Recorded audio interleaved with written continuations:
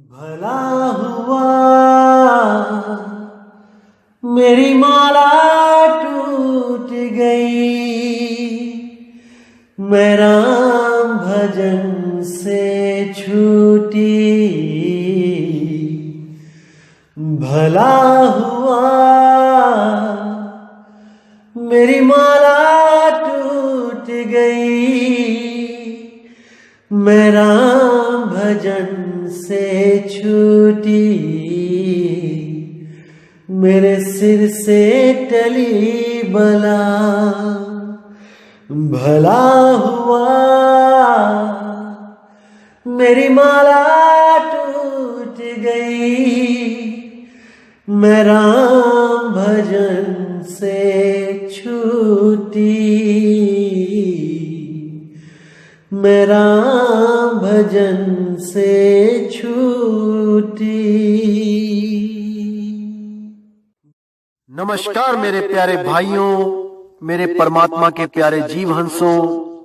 मैं हमेशा मालिक से यही दुआ करूंगा कि आप सब मेरे भाइयों का विवेक पहले से ज्यादा और ज्यादा और ज्यादा से ज्यादा बढ़ता ही जाए।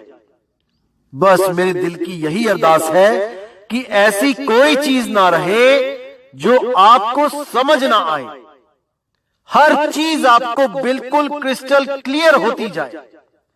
बस यही चाहूंगा मैं, यही अरदास करूंगा उस बंदी छोड़ से, उस परमपिता परमात्मा से कि वो आपके विवेक शक्ति में बढ़ोतरी करता ही जाए और ऐसा कोई भी अज्ञान ना रहे इस दुनिया में जो आपको 1% भी भ्रमित कर पाए। कुछ ना रहे ऐसा।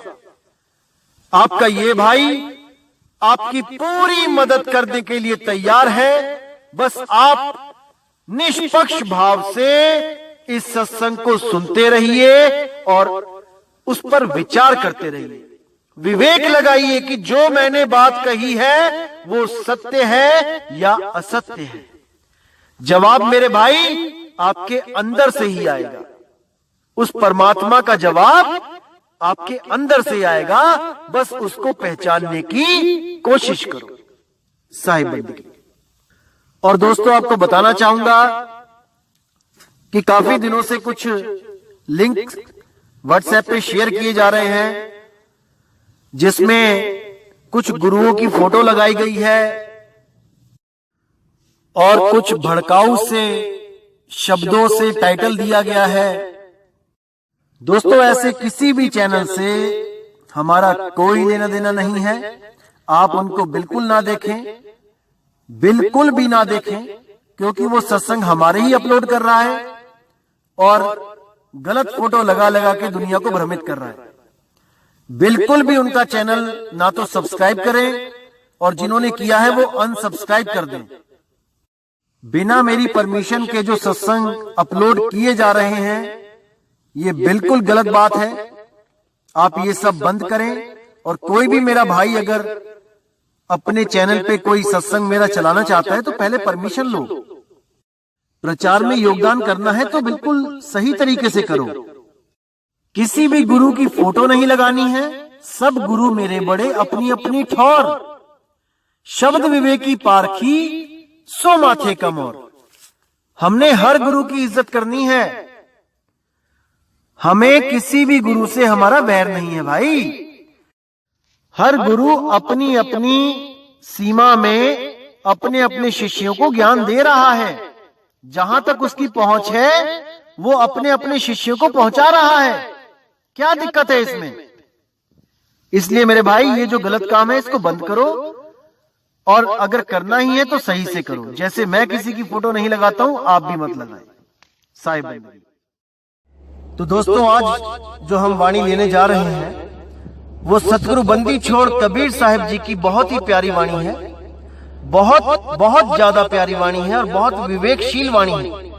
इसको समझने के बाद आपके 99% भ्रम खत्म हो जाएगा। तो वाणी का नाम है, ऐ जियरा तू अमर लोक का, पड़ा कालवश आई हो, मन ही स्वरूपी देव निरंजन, तुम्हें राख भरमाई। तो आइए दोस्तों इस वाणी को समझते हैं, इसका श्रवण करते हैं और जानते हैं इसके बहुत ही ज्यादा गूढ़े भेद। साहिब बंदगी सतनाम। तो क्या कहती है वाणी? ऐ जियरा तू अमर लोक का, पर्यो कालवश आई हो, मन ही स्वरूपी देव निरंजन, तुम्हें राख भरमाई हो। 5, 25, 3 का पिंजड़ा, तामे तुमको राखे हो, तुमको बिसर गई सुध घर की, महिमा आपन भाखे हो। देखिए यहां कितना क्लियर कर दिया कबीर साहब ने कि ये जियरा तू अमरलोक का, यानी हे सुरती तू अमरलोक की है, तू इस लोक की नहीं है। तू इस लोक में अपना घर समझ बैठी है गलती से, लेकिन ये तेरा घर नहीं है। जिस नाशवान दुनिया को, जिस नाशवान शरीरों को तू चलाने में लगी है, ये एक दिन तेरे भी नहीं रहेंगे। ये यहीं मिट्टी में मिट्टी मिलके खत्म हो जाएंगे और फिर तेरे पास कोई भी रास्ता नहीं होगा जहां पर तू अपना घर बना सके। अभी तो तूने अपना घर समझ लिया इस 5 तत्व के पिंजड़े को, लेकिन जब ये टूटेगा तब तुम कहां रहोगे? ए जियरा तू अमरलोक का, पर्यो कालवश आई हो।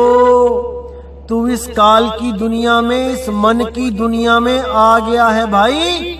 विचार कर ले, विवेक कर ले और अपने असली ठिकाने का रास्ता जानकर सदा के लिए इस देश को छोड़ के चला जा।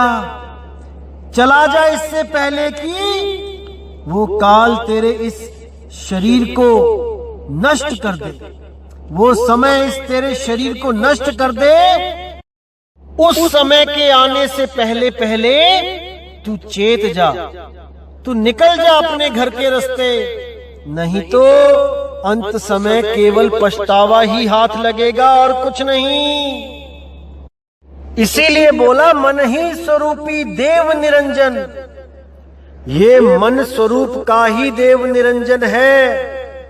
कुछ लोगों को भ्रम रहता है कि देव निरंजन यानी काल भगवान कुछ और है और मन कुछ और है, यानी मन उसका कोई एक एजेंट है। अरे नहीं भाई, मन ही काल है। आपको मैंने बताया था काल 2 रूप में है, एक सरगुण साकार, एक निर्गुण निराकार। इन्हीं 2 रूपों में काल जीव को भरमाता है। कोई निर्गुण में रीझ रहा, कोई सरगुण ठहराए, अटपट चाल कबीर की, मुंह से कही ना जाए, मुंह से कही ना जाए। अरे निर्गुण सरगुण द्वंद्व पसारा और दोनों पड़ गए काल की धारा। दोनों ही काल के मुंह में चले गए। जो निराकार और साकार, इन दोनों से मन लगा बैठे, वो दोनों ही काल के जाल में फंस गए। तो आगे कहते हैं 5, 25, 3 का पिंजड़ा, तामे तुमको राखे हो, तुमको बिसर गई सुध घर की, महिमा आपन भाखे हो। यानी तुम्हारे रहने के लिए इस मन ने 5 तत्व, 25 प्रकृति, 3 गुण का एक घर बना के दिया जिसमें तुम रह रहे हो। लेकिन उस घर को ऐसा बनाया जैसे एक पुरुष हो, एक आदमी, एक औरत हो, एक कुत्ता, एक बिल्ली, एक बकरा हो, ऐसा बनाया। वैसा नहीं बनाया जैसा हम बनाते हैं घर, चौकोर सा और एक लेंटर डाल देते हैं, वो तो समझ में आ ही जाता है कि घर है। लेकिन इस मन ने वो तुम्हारा घर कैसा बनाया है? बहुत बहुत बहुत सोच समझ के, बहुत भरमाने वाला घर, जिसकी 2 आंखें भी हैं, जिसके 2 हाथ भी हैं, जिसके 2 पैर भी हैं, वो चलता भी है। वो घर चलता भी है। इसीलिए हम नहीं समझ पाते कि हम घर हैं या घर में रहने वाली सुरती हैं। इसीलिए हम भ्रम में पड़ जाते हैं, क्योंकि ये घर चलता फिरता दिया है हमें। ये खाने पीने वाला घर है, खाता भी है पीता भी है। ये घर नहाता भी है। और तो और दो घर मिलके एक तीसरा घर भी बना देते हैं, ताकि उस घर में भी आकर कोई सुरती फंस जाए। इस घर में आकर वो भी अपने आप को घर समझने लगे, अपने आप को शरीर समझने लगे। ये ऐसा भ्रमजाल है मेरे भाई, जिसमें से बड़े बड़े देवी देवता नहीं निकल पाए। वो भी नहीं जान पाए कि उनका स्वरूप क्या है, कि वो शरीर नहीं है, वो ये आंखें कान नाक हाथ दांत नहीं है। वो भी नहीं जान पाए। वो भी अपने आप को सुंदर समझने लगे। मैं बहुत सुंदर हूं, मैं बहुत ही ज्यादा बलवान हूं। सबके सब इसी शरीरों के चक्कर में उलझ गए। शरीरों से आगे कोई सोच ही नहीं पाया। शरीरों की ही पूजा करी, शरीरों को ही आस लगाई, और शरीरों की आस में ही बंधे दोबारा फिर इस गर्भजून में आ गए। और अपने भक्तों को भी शरीरों की ही पूजा करवा दी। सबसे बड़ा जाल इसी 5 तत्व 25 प्रकृति का है भाई, इसी शरीर का है। और अगर कोई शरीरों को समझ भी गया तो वापस उसको श्वासों के सिमरण में लगा दिया। अरे श्वास भी तो तत्व है भाई, श्वास भी एक तत्व है। लेकिन जो सुरती के द्वारा ये सांस चल रही है, उस सुरती को कोई नहीं जान पाया। कैसे इस श्वासों से उसको अलग किया जाए, इस विधि को कोई नहीं जान पाया। इसीलिए वो श्वासों के सिमरण में ही लग गए। जिस श्वासों से खुद को अलग करना था, सारी सुरती श्वासों में ही लगा दी, श्वासों में ही ध्यान लगा दिया। अरे अलग कहाँ हुए? अलग करने वाला गुरु तो शुरू से ही अलग कर देता है। जब वो नाम देता है तभी अलग कर देता है, तभी आपको भेद बता देता है कि श्वासों में भी ध्यान मत रखना, वरना अलग नहीं हो पाओगे भाई। इसीलिए ये श्वासों का जाप करने वाले हमारी खिलाफत करते हैं, क्योंकि इनका जाल टूट चुका है। ये अब और भ्रमित नहीं कर सकते जीवों को, क्योंकि सत्य ज्ञान का उदय हो चुका है मेरे भाई, हो चुका है। और सत्य किसी श्वासों का गुलाम नहीं है। सत्य अपने आप में पूर्ण है, वो श्वासों के द्वारा नहीं पकड़ा जा सकता भाई। श्वास तो स्वयं असत्य है, गिनके मिली है। कुछ श्वासों का तो खेल है भाई। श्वास नाशवान है, श्वास में ध्यान लगाओगे तो मुक्ति नहीं मिलेगी, क्योंकि जो स्वयं नाशवान है वो तुम्हें अविनाशी कैसे करेगा। इसीलिए ध्यान केवल और केवल आत्म तत्व में लगाओ जो अविनाशी है।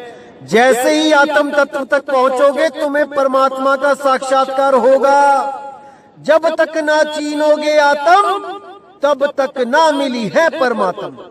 परमात्मा को पाने से पहले अपने आप को जानना पड़ेगा भाई, अपने आत्म स्वरूप को जानना पड़ेगा। इस देही स्वरूप से अलग होना पड़ेगा, तभी उस आत्म स्वरूप को, उस परमात्मा को जान पाओगे। तो कहते हैं तुमको बिसर गई सुध घर की, ये महिमा अपन भाखे हो। तुमको अपने घर की, यानी कि जिस अवस्था में तुम थे, तुम्हारी सुरति तुम्हारी आत्मा में लगी हुई थी, तब तुम पक्के घर में रहते थे, पक्का तुम्हारा ठिकाना था। जैसे ही तुम वहां से अलग हुए, वैसे ही तुमने इस शरीरों को, इन 5 तत्व 3 गुण 25 प्रकृतियों को धारण कर लिया। और जैसे ही तुम उस अवस्था को छोड़कर यहां पहुंचे, तुम अपनी उस अवस्था को भूल गए और तुम इन किराए के कमरों में लगे धक्के खाने, एक छोड़ दूसरे में, दूसरा छोड़ तीसरे में। तो यहां बोला जा रहा है तुमको बिसर गई सुध घर की, ये महिमा आपन भाखे हो। ये ज्योति निरंजन, ये मन तुम्हें यहां भरमा के अपनी महिमा भागता है, तुम्हें अपने ही जाल में फंसाता है।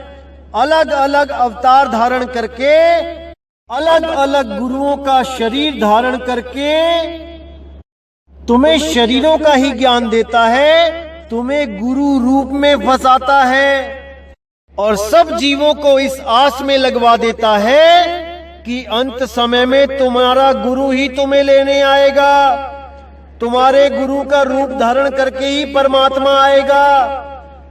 याद रखो मेरे भाइयों, परमात्मा देही गुरु नहीं है। परमात्मा कभी देह में नहीं आता लेने, हाँ वो ज्ञान समझाने जरूर देह में आता है और देह में आकर वो विदेही का ज्ञान समझाता है, ना कि देही से आस लगवाता है। अरे 5, 25, 3 है पिंजड़ा, ये देही पिंजड़ा है भाई। अगर इस पिंजड़े की आस में रहोगे तो अंत समय में पिंजड़ा ही नसीब होगा। इसीलिए बोला गया है विदेह। विदेह यानी जिसकी कोई देह नहीं है, जो केवल और केवल शब्द धुन है, जो अखंड शब्द नाद है, जिसका कभी नाश नहीं होता, वही शब्द गुरु है, वही हमारा निज स्वरूप है। बीजक में भी साखी बोली गई, शब्द हमारा तू शब्द का, सुन मत जा सरक, जो चाहे निज रूप को शब्द ही ले परख। यानी शब्द हमारा, यानी कि मेरा रूप शब्द है, शब्द हमारा तू शब्द का, तेरा भी रूप शब्द ही है। सुन मत जा सरक, इन बातों को सुन के सरक मत जाना। अगर समझ नहीं आती तो इसको बैठ के और समझने की कोशिश करो। सरकने की जरूरत नहीं है, यानी कि सत्संग छोड़कर जाने की जरूरत नहीं है क्योंकि समझ नहीं आ रहा है। कोई बात नहीं, लगे रहो। सुन मत जा सरक, जो चाहे निज रूप को तो शब्द ही ले परख। अगर अपने निज स्वरूप को जानना चाहते हो, इस देह स्वरूप से अलग अपने शब्द रूप को जानना चाहते हो, तो इस सत्संग में बताए गए उस सार शब्द की महिमा को अच्छी तरह समझ जाओ, उसको विचार कर लो, विवेक कर लो, तलवारें तिखी कर लो, अज्ञान को काटते जाओ और ज्ञान को अपनाते जाओ, विवेकी होते जाओ। तभी ये ज्ञान समझ में आएगा, तभी उस शब्द की महिमा समझ में आएगी मेरे भाई। जो शब्द हम सब का गुरु है, हम सब का निज रूप है। अरे हम हैं शब्द, शब्द हम माही, और शब्द से भिन्न और कछु नहीं। उसके अलावा और कुछ नहीं है जहां पे हमने सुरत लगानी है। कोई घी के दिए नहीं जलाने, कोई अगरबत्तियां, धूप अगरबत्ती नहीं घुमानी किसी फोटो के आगे गुरुजी के। ऐसा कोई काम नहीं करना जहां पे हमारी सुरत फंस जाए। केवल और केवल निज रूप में सुरती को संभालना है भाई, आठों पहर, तब बात बनेगी। अगर नहीं कर पाते हो तो कोई बात नहीं, लगे रहो, धीरे धीरे रे मना, धीरे सब कुछ होए। माली सींचे 100 घड़ा, ऋतु आए फल होए। अरे शुरुआत तो करो, धीरे धीरे होता जाएगा अपने आप। एकदम नहीं छूटेगा सब कुछ, धीरे धीरे होगा। लेकिन शुरुआत करोगे भाई तभी होगा, बातों से नहीं होगा।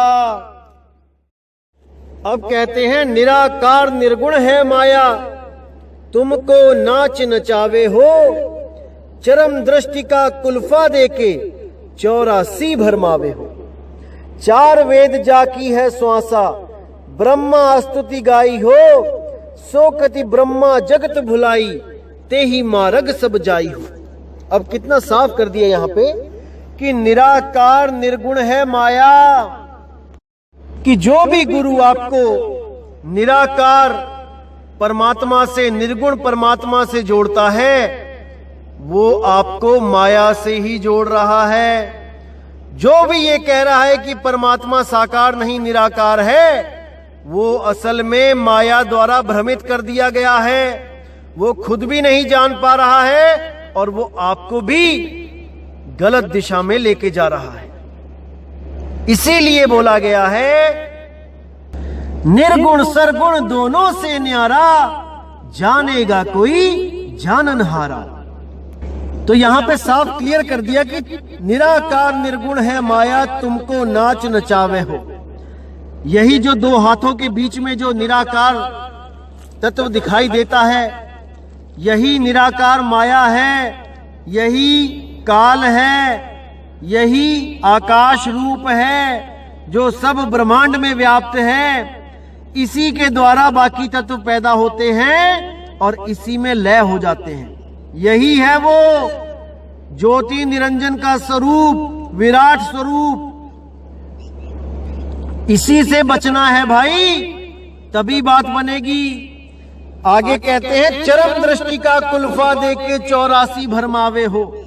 हमारा जो प्रेम है, जो ध्यान है, इस चमड़ी से ही करवा दिया गया है। सारा प्यार हमने इस चमड़ी से ही कर लिया है और इसी चमड़ी की वजह से हम बार बार 84 में भटकते हैं। हम अपने भाई बहन को चमड़ा समझ रहे हैं, अपने माँ बाप को चमड़ा समझते हैं, अपनी बीवी को चमड़ा समझते हैं। चमड़ा देख के ही पहचानते हैं कि ये मेरा पिता है, ये मेरी माता है, जबकि ये सब एक घर है। इन घरों में रहने वाला जीव अविनाशी है। वो सूरत अविनाशी है, उसको केवल उसके ठिकाने का नहीं पता लग रहा, इसलिए इन घरों में भरमती फिर रही है, इन घरों को चलाती फिर रही है। और हम नहीं समझ पा रहे हैं कि ये हमारे माँ बाप, हमारे भाई बहन, हमारी बीवी है, कि ये उस जीव के रहने के लिए बनाया हुआ एक 5 तत्व का घर है। हम इसी को नहीं समझ पा रहे हैं। जिस दिन हम इस बात को समझ गए कि ये शरीर एक घर है, मेरे माता पिता, मेरे भाई बहन, मेरे यार दोस्त, तो इस शरीर में रहने वाले एक जीव हैं, ये शरीर नहीं है, उस दिन हमारा 90% मोह दूर हो जाएगा। क्योंकि कोई भी दुख आता है तो ये शरीर रोने लग जाता है। इस शरीर की शक्ल ऐसी बनाई गई है कि हमें इससे मोह हो गया है। हम इस घर को रोता नहीं देख सकते, हम इस घर को रोता नहीं देख सकते, क्योंकि हम ये मान बैठते हैं कि मेरा भाई रो रहा है, मेरी बहन रो रही है, मेरे माँ बाप रो रहे हैं। जबकि रो कौन रहा है? ये शरीर रो रहा है, मन रो रहा है। अरे वो सुरती तो रोने हंसने से न्यारी है, उसको कोई दुख नहीं होता, उसको तो दुख करवाया जा रहा है, उसको भ्रम में डाला जा रहा है। क्योंकि ये रोने धोने का नाटक ये मन कर रहा है, ये जीने मरने का नाटक ये मन कर रहा है। सुरती तो जीने मरने से भी न्यारी है, वो अजर अमर अविनाशी है, बस अपने घर का रास्ता भूल गई है। आगे कहते हैं, 4 वेद जाकी है श्वासा, ब्रह्मा स्तुति गाई हो, सो कति ब्रह्मा जगत भुलाई, तेही मारग सब जाई हो। जितने भी ये वेद हैं, चारों वेद, ये उस काल निरंजन मन की श्वासा है, उसकी श्वासों से प्रकट हुए हैं वेद। ब्रह्मा स्तुति गाए हो, और ब्रह्मा ने उस वेदों की इतनी स्तुति गाई, इतनी महिमा गाई कि सारी दुनिया उसी वेदों के चक्कर में उलझ गई। सो कति ब्रह्मा जगत भुलाई, तेही मार्ग सब जाई हो। ब्रह्मा जी के द्वारा जब वेदों का टीका किया गया, उसकी महिमा सुनाई गई, तो सब के सब ऋषि मुनि उसी ब्रह्मा जी के पीछे लग के वेदों का गुणगान गाते हुए वेदों के द्वारा बताई गई साधना करने लगे, और सब के सब उस ओंकार को मानकर भ्रमित हो गए, अपने निज स्वरूप को ना जान पाए और उस पंचअक्षरी मंत्र को सत्य मानकर उसकी साधना में लीन रहे। तो साहिब कहते, ओंकार है वेद का मूला, ओमकार में सग जग भूला, ओमकार जो वेद बखाने, सोई काल कोई मरम ना जाने। वो कोई नहीं जान पाया कि ये ओमकार ही काल है। और इसी काल से बचाने के लिए कबीर साहब जी ने 5वां वेद प्रकट किया, जिसको स्वसम वेद कहते हैं।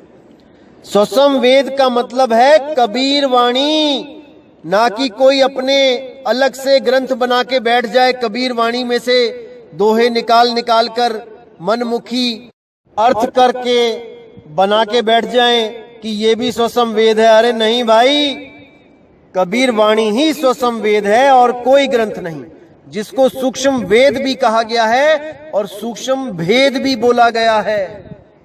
इसीलिए कबीर साहब ने बोला कि कोई भी गुरु जो वेद पुराणों के द्वारा आपको साधना बता रहा है, उस गुरु को तत्काल त्याग देना चाहिए, क्योंकि वो कहीं ना कहीं ले जाके आपको उन्हीं मंत्रों का जाप करवा देगा जो वेदों और पुराणों में है। वो उस सार शब्द का भेद नहीं जान सकता जो केवल और केवल मेरे द्वारा ही बताया जाता है, ना कि किसी ग्रंथ में, किन्हीं किताबों में वो लिखा हुआ है। ऐसा कहीं नहीं हो सकता, क्योंकि वो लिखने बोलने में आता ही नहीं है। वो अकह नाम है, वो नी अक्षर नाम है, वो 52 से परे नाम है। तो आगे साहिब कहते हैं, जोग जाप नेम व्रत पूजा बहु पर पंच अपारा हो, जैसे बदिक ओट टाटी के दे विश्वास आहारा हो। सतगुरु पीव जीव के रक्षक, तासे करो मिलाना हो, जिनके मिले परम सुख उपजे, पावो पद निर्वाणा हो। तो यहाँ पे बिल्कुल साफ क्लियर कर दिया साहिब ने कि जोग जाप, जितने भी ये जोग हैं, जितने भी ये जाप हैं, करोड़ों अरबों जाप हैं, ये सब नेम व्रत पूजा, ये परपंच है। इस प्रपंच में नहीं फंसना। कोई गुरु आपको जाप देता है, नहीं जपना। कोई व्रत पूजा देता है, कोई एकादशी का व्रत करवाता है, कोई पूर्णमासी का व्रत करवाता है। कई कबीर पंथी आपको मिलेंगे ऐसे जो पूर्णमासी को व्रत रखते हैं। अरे नहीं भाई, ये सब परपंच अपारा हो, जैसे बदिक ओट टाटी के दे विश्वास आहारा हो। जैसे शिकारी हिरन को पकड़ने के लिए एक नगाड़ा बजाता है और उसके पीछे छुप जाता है, तो हिरन उस निगाड़े को सुनता सुनता जब उसके पास आ जाता है मगन होके, तब वही बहेलिया उस हिरन को मार देता है। इसी तरह ये नित्य नेम, जितने भी ये पूजा पाठ जाप हैं, ये सब झूठी आशा है भाई। ये उस शिकारी की तरह आनंद देते हैं पहले जीव को, और अंत समय में उसको धराशायी कर देते हैं, उसको 84 में डाल देते हैं। तो मेरे भाई बच के रहना है ऐसे गुरुओं से। तो आगे क्या कहते हैं, सतगुरु पीव जीव के रक्षक, तासे करो मिलाना हो, जिनके मिले परम सुख उपजे, पावो पद निर्वाणा हो। अरे सतगुरु पीव हैं, उस जीव के रक्षक हैं। उसी जीव को पीव बनाने के लिए सतगुरु आते हैं, ताकि ये जीव गलती से कहीं ब्रह्म ना हो जाए। अरे ब्रह्म नहीं होना है भाई।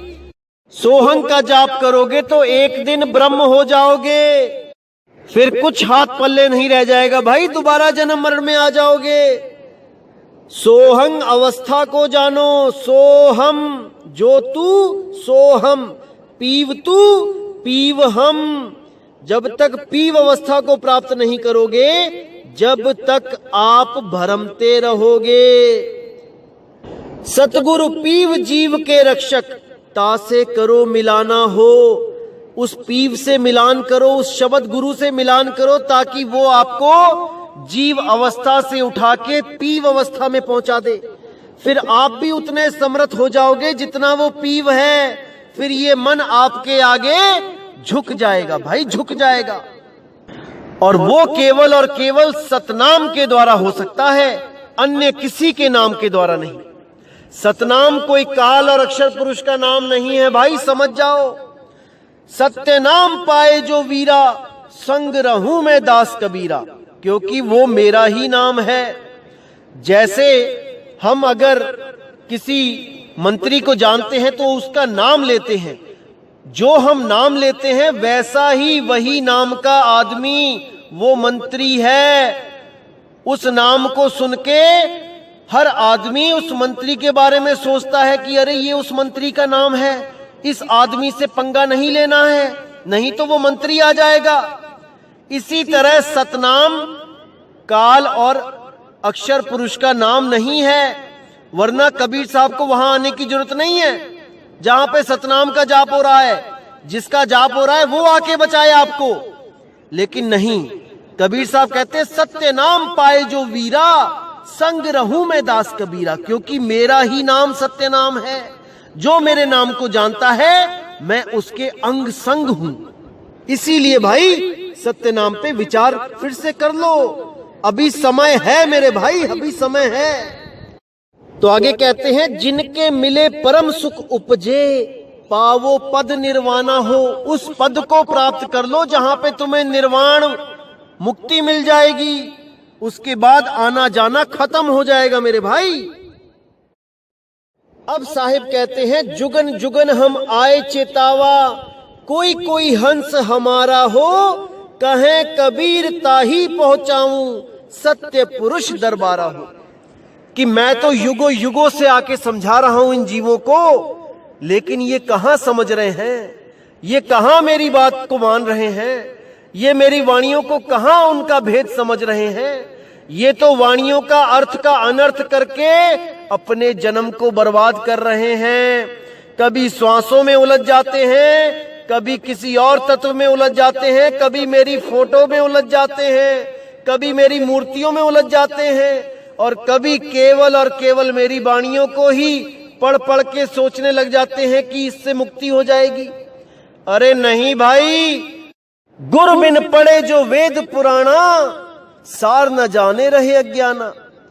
अगर मेरे ग्रंथ को भी पढ़ के कुछ प्राप्ति करना चाहते हो तो गुरु धारण करो, ऐसा गुरु धारण करो जो शब्द भेदी होए, ग्रंथ भेदी ना होए कि केवल वाणियां ही रटी हुई हैं, वाणियां बोली जा रहे हैं, और जब नाम लेने जाओ तो नाम दे रहे हैं गुरुरि ब्रह्मा गुरुरि विष्णु गुरुर देवो महेश्वरा, गुरुर साक्षात परम ब्रह्म तस्मै श्री गुरुवे नमः। कुछ कबीर पंथी तो ऐसे हैं जो यही नाम रटवाई जा रहे हैं, 1500, 2,000, 2500 रुपए में नाम दे रहे हैं। ये बच के रहना है मेरे भाइयों, बच के रहना है। भेड़ की खाल में भेड़िए छुपे बैठे हैं, बाहर से तो ऐसा लगेगा मानो कबीर साक्षात बैठा है, लेकिन जब नाम देते हैं तो ऐसा भरमाते हैं, ऐसा भरमाते हैं जीव को कि 84 में जाने के अलावा और कोई रास्ता ही नहीं बचता है। तो ऐसे गुरुओं से सावधान हो जाओ मेरे भाइयों, ये जन्म बहुत बहुत दुर्लभ है, इसको ऐसे बर्बाद मत करो, मत करो, मत करो। समझ जाओ मेरे भाइयों, समझ जाओ, परमात्मा की वाणी को समझ जाओ। तो दोस्तों, उम्मीद करूंगा कि आज का सत्संग आपके भ्रम तोड़ने के लिए काफी होगा। बहुत से ऐसे भ्रम निकले होंगे आज, जिसको समझने के बाद मोह जाल से छुटकारा भी मिलेगा और असलियत से रूबरू भी हो जाओगे। तो दोस्तों, ऐसे ही विवेक बढ़ाते चलो, और बहुत ही खुशी हो रही है जो ये ज्ञान अब पूरे ब्रह्मांड में फैलेगा। देश विदेशों से जो फोन आ रहे हैं, एक एक जीव हंस जाग रहा है।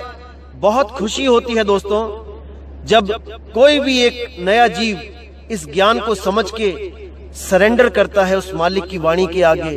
अपने पुराने गुरुओं के द्वारा जो रंग चढ़ा हुआ होता है उसको उतारते भी एक पल नहीं लगता है।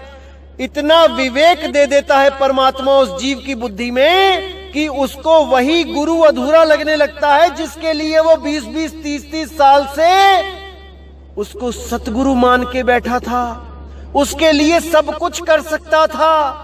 आज वही गुरु अधूरा लगने लग जाता है इन वाणियों का सही अर्थ जानने के बाद, उस शब्द की सही पहचान होने के बाद। इसीलिए मैं कहता हूं दोस्तों, परमात्मा से कुछ मांगना है, सुख दुख मत मांगो, विवेक मांगो, विवेक, ताकि आपको हमेशा के लिए इस जन्म और मरण से मुक्ति मिल सके, इस काल की नगरी से छुटकारा हो सके, बार बार इस गर्भ जून में जाने से छुटकारा मिल सके मेरे भाइयों। तो दोस्तों, अब सत्संग यहीं समाप्त करूंगा और पूरी उम्मीद करूंगा कि आप सब मेरे भाइयों का विवेक और ज्यादा बढ़ रहा है और बढ़ता ही जाएगा। इसी के साथ दोस्तों मुझे विदा करें। जय गुरु बंदी छोड़ वैराग साहिब, जय गुरु बंदी छोड़ साधु शरण साहिब जी, जय गुरु बंदी छोड़ बाबा मदन साहिब जी, जय जय सतगुरु बंदी छोड़ सतगुरु सत्य कबीर साहिब की सदा ही जय हो, सदा ही जय हो मेरे मालिक की साहिब बंदगी सतनाम।